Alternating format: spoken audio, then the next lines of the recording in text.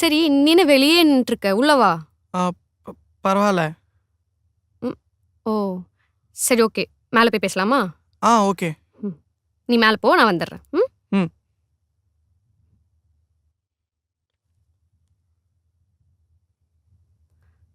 ராகுல், இந்தா. தேங்க்ஸ் ஆனி. இப்போ ஹாப்பி தானே? ஆ இல்லை, இன்னைக்கு மீட் பண்ண சொன்னேன். எப்படியோ என்னால் முடிஞ்சது உன்னை இன்னைக்கு மீட் பண்ண வச்சிட்டேன். ஸோ ஹாப்பி தானேன்னு கேட்டேன். ஹாப்பி தானவா?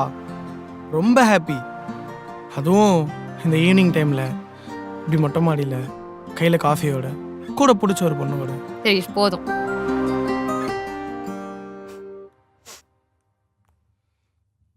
யானி, இப்போ அப்படியே ஒரு சாங் கேட்டால் நல்லா இருக்கும்ல? இல்லை, கேட்போமா?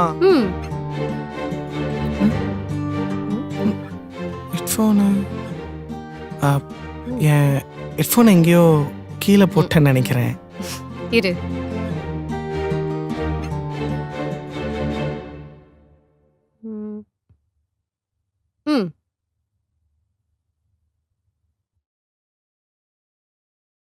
உன் விழிகளில் விழுந்த என் இதயம் இமைகளில் இருந்திட கண்டேன். தொலைவினில் இருந்த வெண்ணிலவை நிதானடி என்று சொல்லி நின்றேன்.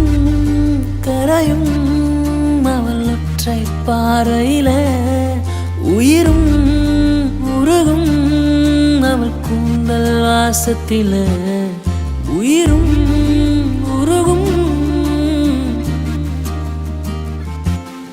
பனியும் கரையும். நல்லா இருக்குல்ல? நல்லா இருக்கு. யானி, சாங் கேட்கறத பற்றி நீ என்ன நினைக்கிற? சாங்ஸ் கேட்டால் ரிலாக்ஸ்டாக இருக்கும் அண்ட் ஃபீல் குட்டாக இருக்கும். ஏன், நீ என்ன நினைக்கிற?